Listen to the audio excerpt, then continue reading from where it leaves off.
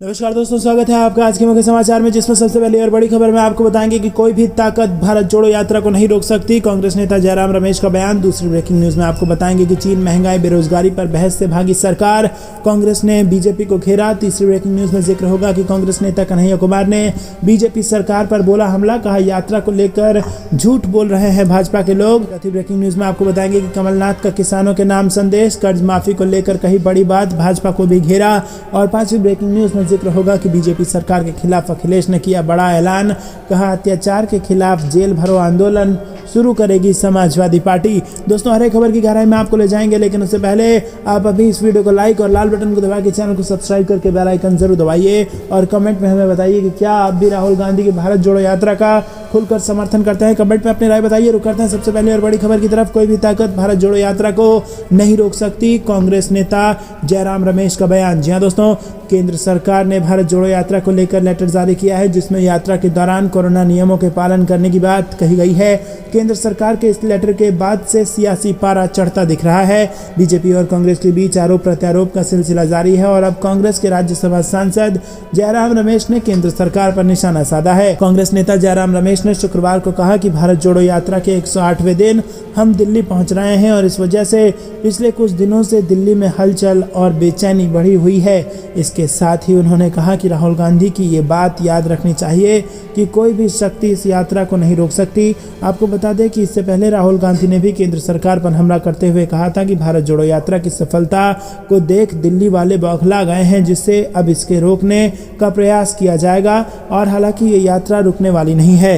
रुक करते हैं अगली ब्रेकिंग न्यूज की तरफ। चीन महंगाई बेरोजगारी पर बहस से भागी सरकार, कांग्रेस का बयान। जी हां दोस्तों, कांग्रेस अध्यक्ष मल्लिकार्जुन खड़गे ने शुक्रवार को सरकार पर चीनी अतिक्रमण, महंगाई और बेरोजगारी जैसे मुद्दे पर बहस से भागने का आरोप लगाया और कहा कि ये उसकी शासन की विफलता को दर्शाता है। उन्होंने ये भी आरोप लगाया कि मोदी सरकार भारत जोड़ो यात्रा को मिल रहे अपार समर्थन से बौखला गई है और इसे रोकने के लिए बहाने ढूंढ रही है। संगठन को मजबूत करने के तरीकों पर शीर्ष नेताओं की एक बैठक की अध्यक्षता करते हुए और यात्रा के अनुवर्ती के रूप में पार्टी की जल्द शुरू की जाने वाली आउटरीच पहल को आगे बढ़ाने के लिए खड़गे ने कहा कि विपक्ष ने शीतकालीन सत्र के दौरान 16 प्रमुख मुद्दों को सामने रखा, लेकिन मोदी सरकार उनमें से एक पर भी बहस करने को राजी नहीं हुई। उन्होंने कहा कि सूचना विपक्ष राष्ट्रीय सुरक्षा, महंगाई, बेरोजगारी पर चर्चा की मांग करता रहा, लेकिन सरकार एक के बाद एक मनगढ़ंत बहाने बनाकर भागती रही।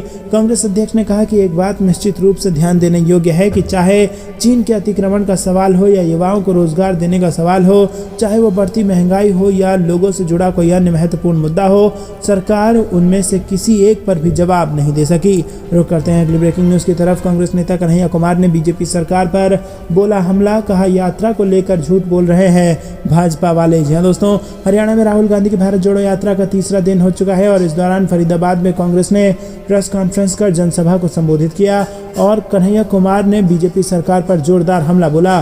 कन्हैया कुमार अखिल भारतीय छात्र परिषद और भारतीय कम्युनिस्ट पार्टी के पूर्व नेता व वर्तमान में भारतीय राष्ट्रीय कांग्रेस के नेता हैं। उन्होंने कहा कि इस यात्रा का उद्देश्य इलेक्शन नहीं, इमोशन है। उन्होंने कहा कि ये यात्रा दिलों को जोड़ने की यात्रा है। कन्हैया कुमार ने कहा कि यात्रा के पहले दिन से भाजपा हमले कर रही है। कन्हैया कुमार ने स्वास्थ्य मंत्री से सवाल किया कि देश को भावनात्मक रूप से जोड़ना है, लोग तभी जमीन से जुड़े रहेंगे। और इस दौरान कांग्रेस नेता कन्हैया कुमार ने कहा कि यात्रा को लेकर भाजपा वाले झूठ बोल रहे हैं और बदनाम कर रहे हैं। जब कुछ नहीं मिला तो नकली वीडियो बना रहे हैं। उन्होंने कहा कि राहुल गांधी जब मस्जिद में जाते हैं तो भाजपा को कोई फर्क नहीं पड़ता, लेकिन जब राहुल गांधी मंदिर जाते हैं तो भाजपा वालों को दस्त लग जाती है।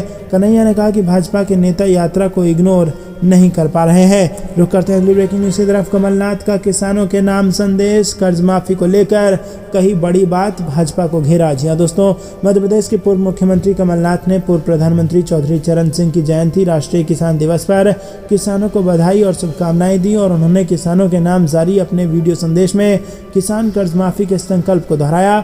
उन्होंने नाम लिए बिना भाजपा पर निशाना भी साधा। कमलनाथ ने कहा कि भारत का किसान खेत में अनाज और मन में देश प्रेम पैदा करने करने वाला इंसान है। देश के अन्नदाता का सुख, समृद्धि और खुशहाली हमारा संकल्प है।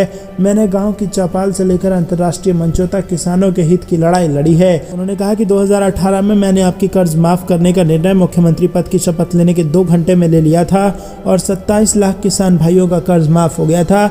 बचे हुए किसान भाइयों का कर्ज भी माफ किया जा रहा है। मेरा लक्ष्य था कि किसान भाई कर्ज मुक्त किसान की पगड़ी पहनकर गर्व से गांव में रहें, लेकिन प्रदेश में कांग्रेस की सरकार को गिरा दिया गया और अब से कर्ज मुक्त किसान की पगड़ी को छीन लिया गया। दोस्तों, रुक करते हैं अगली ब्रेकिंग न्यूज की तरफ। भारत सरकार के खिलाफ अखिलेश यादव ने किया बड़ा ऐलान, कहा अत्याचार के खिलाफ जेल भरो आंदोलन शुरू करेगी समाजवादी पार्टी। जी हाँ दोस्तों, समाजवादी पार्टी के अध्यक्ष और उत्तर प्रदेश के पूर्व मुख्यमंत्री अखिलेश यादव ने शुक्रवार को कहा कि प्रदेश में बीजेपी का अन्याय बढ़ता जा रहा है, लेकिन ये बहुत दिनों तक नहीं चलेगा और बहुत जल्द ही पार्टी भाजपा सरकार के अत्याचार के खिलाफ जेल भरो आंदोलन शुरू करेगी। अखिलेश यादव ने शुक्रवार को पूर्व प्रधानमंत्री चौधरी चरण सिंह की 120वीं जयंती पर इटावा के चौधरी चरण सिंह डिग्री कॉलेज में उनकी प्रतिमा पर माल्यार्पण कर उन्हें श्रद्धा सुमन अर्पित करने के बाद अपने संबोधन में सत्तारूढ़ भाजपा पर निशाना साधा। सपा मुख्यालय से शुक्रवार को जारी बयान के अनुसार अखिलेश यादव ने कहा कि प्रदेश में भाजपा का अत्याचार बढ़ता जा रहा है, लेकिन ये अन्याय बहुत दिनों तक नहीं चलेगा। तो करते हैं अगली ब्रेकिंग न्यूज की तरफ। केंद्र को बदनाम करने के लिए हजारों करोड़ रुपए लगा दिए मोदी जी ने, राहुल गांधी का बीजेपी पर हमला। जी हाँ दोस्तों, फरीदाबाद में राहुल गांधी की भारत जोड़ो यात्रा दिल्ली पहुंची और वहीं राहुल गांधी का नया बयान सामने आया। उन्होंने कहा कि मैंने हजारों युवाओं से बात की और उन्होंने बताया कि वो इंजीनियर, डॉक्टर, IAS बनना चाहते हैं। मैंने पूछा कि अब क्या कर रहे हो, तो वो बोलते हैं कि पकौड़े तल रहे हैं। प्रधानमंत्री जी के पीछे एक लगाम लगी है। सरकार नरेंद्र मोदी की नहीं बल्कि अडानी अंबानी की है और पिछले 7-8 साल में नरेंद्र मोदी जी ने हजारों करोड़ रुपए मुझे और कांग्रेस पार्टी को बदनाम करने में लगा दिए हैं।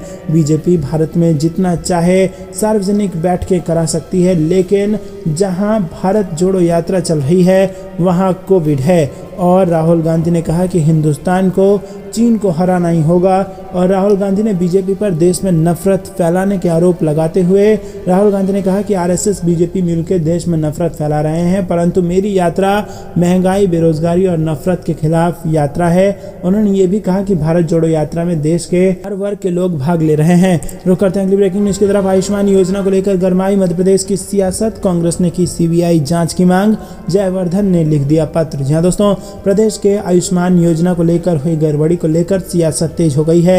केंद्र सरकार की आयुष्मान योजना में फर्जीवाड़े को लेकर कांग्रेस पार्टी ने CBI जांच की मांग कर दी है। वहीं पूर्व मंत्री और कांग्रेस विधायक जयवर्धन सिंह ने मुख्यमंत्री शिवराज को पत्र लिखा है। कांग्रेस विधायक जयवर्धन सिंह ने मामले की पूरी जांच CBI से कराने की मांग की है। और बता दें कि जयवर्धन सिंह ने मुख्यमंत्री शिवराज को जो पत्र लिखा है उसमें उन्होंने स्वास्थ्य विभाग और मंत्रियों पर गंभीर आरोप लगाए हैं। जयवर्धन का आरोप है कि सदन के अंदर दी गई आयुष्मान योजना को लेकर गलत जानकारी दी गई है और कांग्रेस नेता का कहना है कि सदन में दिया गया जवाब और आयुष्मान पोर्टल पर दी गई जानकारी दोनों अलग अलग है।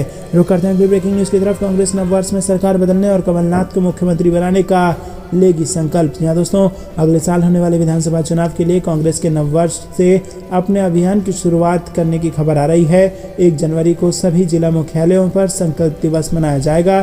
तिरंगे झंडे के साथ पार्टी के जिला कार्यालय में गांधी प्रतिमा स्थल तक पद यात्रा होगी और इसके बाद जनसभा आयोजित कर भाजपा सरकार की असफलताएं गिनाई जाएंगी। और इसके साथ ही नया साल, नई सरकार, नया साल कांग्रेस सरकार और नया साल कमलनाथ सरकार संकल्प लिया जाएगा। दोस्तों, रुक करते हैं अगली ब्रेकिंग न्यूज की तरफ। नए साल में नए जोश के साथ मैदान में उतरेगी कांग्रेस। भारत जोड़ो की तर्ज पर एक नई यात्रा की है तैयारी। जी हाँ दोस्तों, गुजरात विधानसभा चुनाव में 17 सीटों पर सिमटी कांग्रेस पार्टी बीजेपी को वॉक ओवर और ज्यादा नहीं देगी। पार्टी हार पर मंथन करने के बाद अब नए साल से नई शुरुआत करने के मूड में है। कांग्रेस पार्टी भारत जोड़ो यात्रा की तर्ज पर प्रदेश में हाथ से हाथ जोड़ो पद यात्रा निकालेगी और ये यात्रा भारत जोड़ो यात्रा का ही विस्तार होगी। भारत जोड़ो यात्रा राजस्थान से निकलकर हरियाणा पहुंच चुकी है और आने वाले दिनों में उत्तर प्रदेश में प्रवेश करेगी और इस यात्रा के दौरान केंद्रीय नेता भी बीच बीच में शिरकत करेंगे। 2 महीने तक चलने वाली इस पद यात्रा में राहुल गांधी का भी पत्र भी लोगों को सौंपा जाएगा, जिसमें यात्रा के मकसद का जिक्र होगा। रुक करते हैं अगली ब्रेकिंग न्यूज की तरफ। अखिलेश यादव ने अभी से शुरू की 2027 की तैयारी, चाचा शिवपाल का जिक्र कर 2024 पर किया बड़ा दावा। जी हाँ दोस्तों, सैफई के चौधरी चरण डिग्री कॉलेज हेवड़ा में किसान दिवस पर आयोजित जसवंत नगर विधानसभा के धन्यवाद सम्मेलन में अखिलेश यादव, शिवपाल यादव और डिम्पल यादव पहुंचे और इस मौके पर अखिलेश यादव ने कहा कि इस चुनाव में मैनपुरी मॉडल ने गुजरात मॉडल को फेल कर दिया।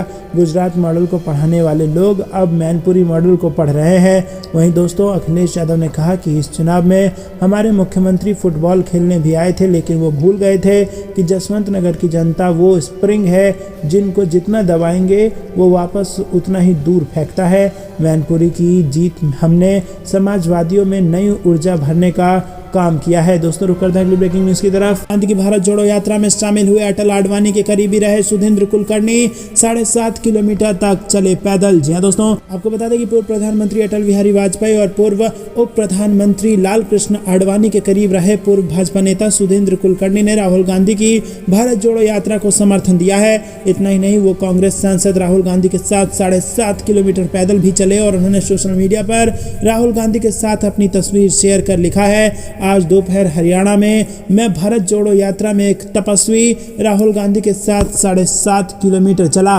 वहीं दोस्तों पूर्व भाजपा विचारक सुधींद्र कुलकर्णी ने IIT बॉम्बे में पढ़ाई की है और उन्होंने पत्रकार के रूप में भी काम किया है और वो मुंबई से निकलने वाले टैबलॉइड ब्लिट्ज के संपादक का काम कर चुके हैं। रुक करते हैं अगली ब्रेकिंग न्यूज की तरफ। महाराष्ट्र से बड़ी खबर, मुख्यमंत्री पर संजय राउत ने लगाया घोटाले का आरोप, कहा देना पड़ेगा इस्तीफा। जी हाँ दोस्तों, महाराष्ट्र के मुख्यमंत्री एकनाथ शिंदे को लेकर उद्धव ठाकरे गुट के शिवसेना जबरदस्त तरीके से हमलावर रहते हैं। उद्धव ठाकरे के वरिष्ठ नेता और राज्यसभा सांसद संजय राउत ने महाराष्ट्र के मुख्यमंत्री एकनाथ शिंदे पर घोटाले का बड़ा आरोप लगा दिया है और इसको लेकर संजय राउत की ओर से एक प्रेस कॉन्फ्रेंस किया गया है। उन्होंने कहा कि महाराष्ट्र के मुख्यमंत्री के 110 करोड़ का भूमि घोटाला हम लोगों ने बाहर निकाला। उन्होंने कहा कि नागपुर इंप्रूवमेंट ट्रस्ट के जो 16 भूखंड गैरकानूनी तरीके से अपने बिल्डर्स को बेच दिया और जब ये पूरा मामला कोर्ट में गया तो कोर्ट ने भी कहा कि ये गैर कानूनी है और इसके साथ ही उन्होंने मुख्यमंत्री से इस्तीफा भी मांगा। सांसद संजय राउत ने कहा कि जब वो मुख्यमंत्री महाराष्ट्र में नगर विकास मंत्री थे तब उन्होंने ये घोटाला किया और मुख्यमंत्री बनने के बाद उस पर मोहर लगाई है।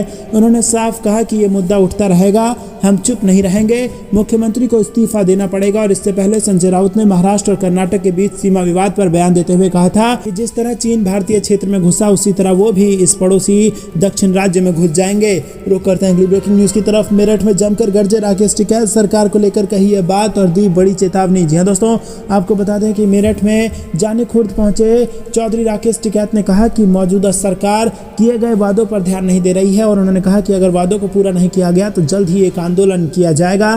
टिकैत ने कहा कि किसानों को आंदोलन के लिए तैयार रहना चाहिए। बताया गया कि भारतीय किसान यूनियन के राष्ट्रीय प्रवक्ता चौधरी राकेश टिकैत गुरुवार को गांव गेझा में महापंचायत को संबोधित करने पहुंचे थे और इसी दौरान उन्होंने ये बातें कही। गांव गेझा में गुरुवार को भारतीय किसान यूनियन ने पूर्व प्रधानमंत्री चौधरी चरण सिंह के जन्म दिवस पर एक महापंचायत का आयोजन किया। महापंचायत को संबोधित करते हुए यूनियन के राष्ट्रीय प्रवक्ता चौधरी राकेश टिकैत ने कहा कि पूर्व प्रधानमंत्री चौधरी चरण सिंह ने किसानों और मजदूर की लड़ाई में पूरा जन्म लगा दिया और आज किसान यूनियन भी चौधरी चरण सिंह के बताए गए रास्तों पर चलकर किसानों की लड़ाई को आगे बढ़ा रहा है।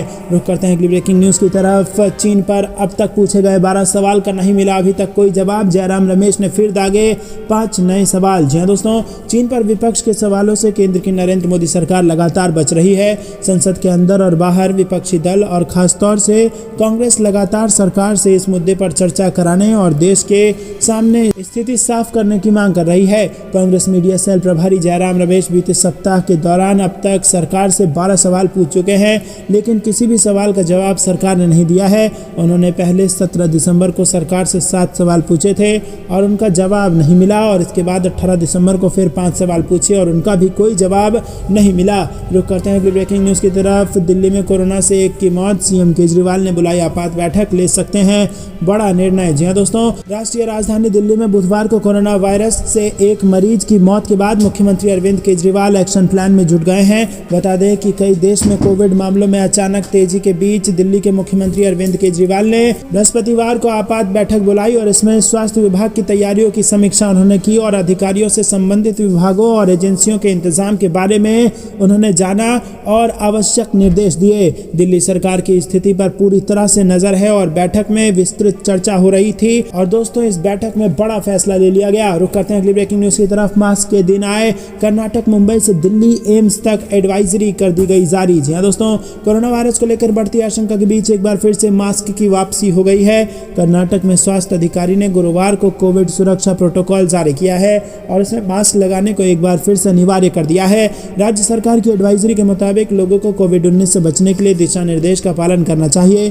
कर्नाटक के अलावा महाराष्ट्र में भी मास्क की वापसी के आसार दिख रहे हैं और मुंबई के मुंबादेवी मंदिर प्रबंधन ने भक्तों से अपील की है कि वो मंदिर में दर्शन के दौरान मास्क लगाने के आदेश का पालन करें। रुक करते हैं ब्रेकिंग न्यूज की तरफ। बीजेपी दफ्तर में खाने पर 40 करोड़ के खर्च का आरोप, कांग्रेस ने बताया सरकारी पैसा, सदन में जमकर हुआ हंगामा। जी हां दोस्तों, आपको बता दें कि मध्य प्रदेश विधानसभा के शीतकालीन सत्र के तीसरे दिन बुधवार को अविश्वास प्रस्ताव पर देर रात तक चर्चा हुई। बुधवार को बहस के दौरान पूर्व मंत्री और कांग्रेस विधायक जीतू पटवारी ने सरकार पर जनता के पैसों की बर्बादी के आरोप लगाए और वो भी पार्टी के काम में। दोस्तों रुक करते हैं अगली ब्रेकिंग न्यूज की तरफ। भारत जोड़ो यात्रा को यूपी में ऐतिहासिक बनाने के लिए जुटे वरिष्ठ कांग्रेस नेता। जी हां दोस्तों, कांग्रेस के पूर्व अध्यक्ष और सांसद राहुल गांधी की भारत जोड़ो यात्रा को यूपी में ऐतिहासिक बनाने के लिए वरिष्ठ पार्टी नेता जुटे हुए हैं। पूर्व विदेश मंत्री सलमान खुर्शीद की अध्यक्षता में 22 दिसंबर को प्रदेश कांग्रेस मुख्यालय पर उच्च स्तरीय बैठक हुई और इसमें अब तक की तैयारियों का जायजा लिया गया। राहुल गांधी कन्याकुमारी से कश्मीर तक भारत जोड़ो यात्रा निकाल रहे हैं और कांग्रेसियों का दावा है कि इससे पार्टी के जनाधार में काफी बढ़ोतरी हो रही है। रुक करते हैं अगली ब्रेकिंग न्यूज की तरफ। झांसी में अखिलेश यादव के हेलीकॉप्टर को लैंडिंग की नहीं मिली इजाजत, प्रशासन और सपा आमने सामने। जी हां दोस्तों, झांसी में समाजवादी पार्टी के अध्यक्ष अखिलेश यादव के हेलीकॉप्टर को लैंडिंग की इजाजत नहीं मिल सकी। अखिलेश यहां जेल में बंद अपने पूर्व विधायक दीप नारायण यादव से मिलने आने वाले थे। हेलीकॉप्टर को लैंडिंग की इजाजत नहीं मिलने से प्रशासन और सपा आमने सामने आ गए हैं और अखिलेश यादव अब 26 दिसंबर को झांसी आएंगे और जेल में दीप नारायण से मिलेंगे। अखिलेश के दौरे का संशोधित कार्यक्रम जिला प्रशासन के पास जमा किया गया है और अब अखिलेश निजी विमान से झांसी एयरपोर्ट आएंगे और इसके बाद सड़क मार्ग से जेल जाएंगे। दोस्तों, जेल में बंद पूर्व विधायक दीप नारायण सिंह यादव से मिलने के लिए अखिलेश यादव को गुरुवार को आना था। इसके लिए प्रोटोकॉल भी जारी हो गया था, लेकिन ऐन वक्त पर अखिलेश का कार्यक्रम निरस्त हो गया। रुक करते हैं अगली ब्रेकिंग न्यूज की तरफ। बीजेपी की जन आक्रोश यात्रा में उड़ रही कोविड प्रोटोकॉल की धज्जियां, कांग्रेस ने पूछा भारत जोड़ो यात्रा ही दिख रही है क्या। जी हां दोस्तों, कोरोना प्रोटोकॉल का हवाला देकर भाजपा राहुल गांधी की भारत जोड़ो यात्रा पर सवाल उठा रही है। खुद देश के स्वास्थ्य मंत्री इस संदर्भ में सवाल उठा चुके हैं। एक तरफ बीजेपी जहां कांग्रेस की इस यात्रा पर सवाल उठा रही है, लेकिन दूसरी तरफ खुद राजस्थान में चल रही खुद की जन आक्रोश यात्रा में कोविड प्रोटोकॉल की धज्जियां उड़ा रही है।